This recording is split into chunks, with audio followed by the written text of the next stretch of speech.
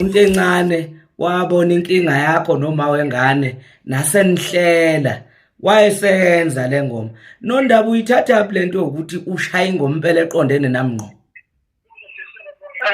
Awike njengoba singamadoda nje siphila.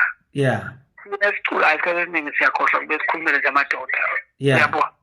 Ekubeni kuyithina abantu besilisa abaculayo yabo uthola ukuthi kwesinye isikhathi siyena ukuthi mhlawumbe i-fan base yethu mhlawumbe iningi kakhulu abantu besifazane besigcina siyi-protect abona kakhulu noma sikhulumela amadoda. Yeah. Yabo cabanga ukuthi mhlawumbe akuwena wedwa oqondene nale situation yabo. Baningi abantu ababhekene nezinto ezifana nalezi kodwa kuwukuthi akukhulumeki ngazo and umuntu wesilisa kunzima ngoba akekho umuntu okucabangelayo make kwashiwo into ngawe akudingi ngisho ukuthi umuntu azayoyibheka ukuthi iyona yini noma iyiqiniso yini make yashiwo ngawe uyithatha yena yenze ibe yiyo injengoba injalo kube ngathi wena umuntu ohluphayo wena umuntu ohlukumeza umuntu okanye uyayibona into enjalo. Kodwa manje le ngoma yakho impela kusuka nje ekuqaleni kwayo kuyoshona le eyami le ngoma ibhekene nami ngqo exactly ngigcine sengithumela ke kumawe ngane ngathumela nje ngenzela ukuthi eyilalele ngingabe ngisakhuluma manje ngoba sengikhathele ukukhuluma. Angithi iyabiza lento yokuhlala ku social media ngoba gcina ubona izimo abantu ababhekene nazo yebo. Into yakho ngingayibona kaningi futhi yabo. So izinto ezinjalo ku social media ziyasiza ekuthenini mawubhala ungabhali into ongazi noma abantu bazorelate nayo ubhale kukhona umuntu onayo emqondweni wakho yabo ukuthi okay oqala umuntu ozorelate nale ngoma nami then nabanye sekuyojoyina but engimazi njengamanje nami yabo into enjalo. Yeah.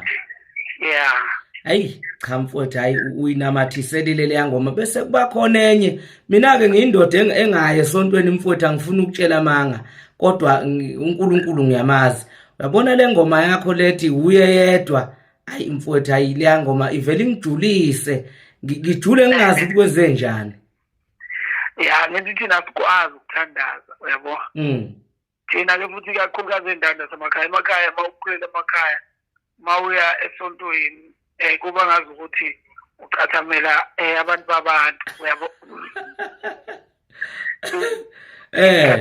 Manje igcina lento yesonto kuthina ingajwayeleki uyabo. So uma ngabe usifaka la emculweni ukuthi nomuntu ongayi esontweni kodwa akwazi ukudlala into enesonto phakathi noma naleyo feeling le yesonto yokuthi akudingi ukuthi azaye esontweni athole lowo moya lo wesonto noma lento esamkhuleka uyayibona. Yeah. Cha wemne wethu ziningi ingoma zakhe engizwile yabona nale yamabhinca ngizwile ingoma zakho ushisa zonke kodwa ke sengifuna ukwazi ke phela ukuthi abantu nabo bazi ukuthi uphuma nini umsebenzi usuphelele wonke ukuze bezowulindela nje ngosuku oluthize noma ufihla induku emqubeni. Umsebenzi uphumile uphuma ngakhipha nge-birthday yami nge-2 November. Hawu usuvela usuphandle? Uvela uphandle baqalile nje manje bashintshana ngazo. Ngaze nje ngabenzela umcimbi wokulontsha lapha ekhaya eGreat Town ngesonto nge-3. Oh sengiyakhumbula sengiyakhumbula impela.